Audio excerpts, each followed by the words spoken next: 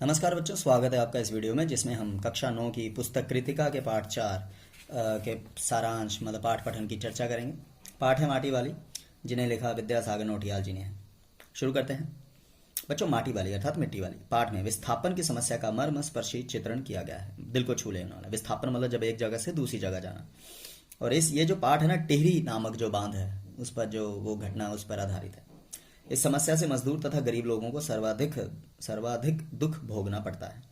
टिहरी शहर में एक बूढ़ी स्त्री थी जिन्हें लोग माटी वाली कहते थे। वह घर घर लाल मिट्टी पहुंचाने का कार्य करती थी। इस मिट्टी से घरों में चूल्हा चौका लीपने का काम किया जाता था। आपको आज शायद ना समझ आए, मतलब मिट्टी लिपी जाती जैसे गोबर वगैरह। तो इसकी ज़रूरत प्रत्येक घर में थी। माटी वाली घर से दूर जाकर माटा खाना था, जहाँ पर मिट्टी का ढेर था। मिट्टी खोदती, उसे कंटर अर्थात कनस्तर, वो टीन का पीपा कह लो, में भरती और शहर में यह मिट्टी घर घर बांटती। तो यही उस महिला बूढ़ी स्त्री के आजीविका अर्थात रोजगार का साधन था। घर घर में मिट्टी पहुंचाने के कारण उसे माटी वाली कहा जाता था। वह हंसमुख थी, इसलिए लोग भी उससे खुश रहते थे।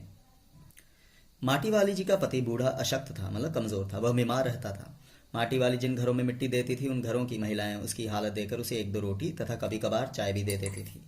इनमें से एक दो रोटियां वह अपने पति के लिए बचा कर ले जाती। एक दिन माटी वाली को किसी घर में 2 रोटियां और साग के नाम पर पीतल के बड़े गिलास में चाय मिली। साग मतलब जो साथ में कुछ खाया जाए।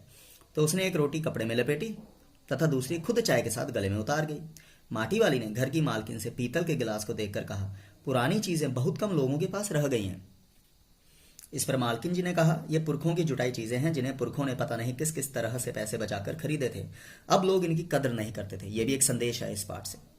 तो इधर टिहरी में कुछ समय से चर्चा थी कि सरकार शहर को खाली कराना चाहती है। लोग शहर छोड़कर जाने की तैयारी में हैं।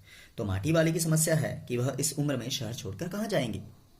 तो बच्चों, अगर इस कहानी का फिल्मांकन किया जाए तो आप सोच सकते हैं, दिल को छू जाएगा, रुला जाएगा।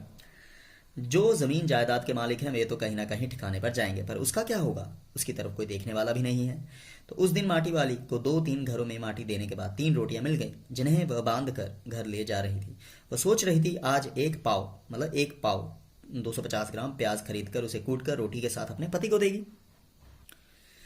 बच्चों, घर पहुंचने पर उसकी आहट से जब बुढ़े ने उसकी ओर ना देखा तो वह चौंक गई। पास जाकर छूकर देखा तो पता चला कि बुढ़ा मर चुका था।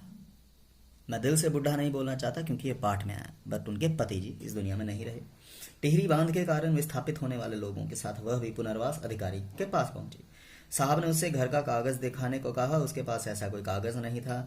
आजीवन माटा खाना से मिट्टी खोद कर बेचने वाले के पास घर का प्रमाण पत्र कहाँ से होता? तो माटा खाना भी उसके नाम नहीं था। ऐसे में उसे सरकारी सहायता कैसे मिलती?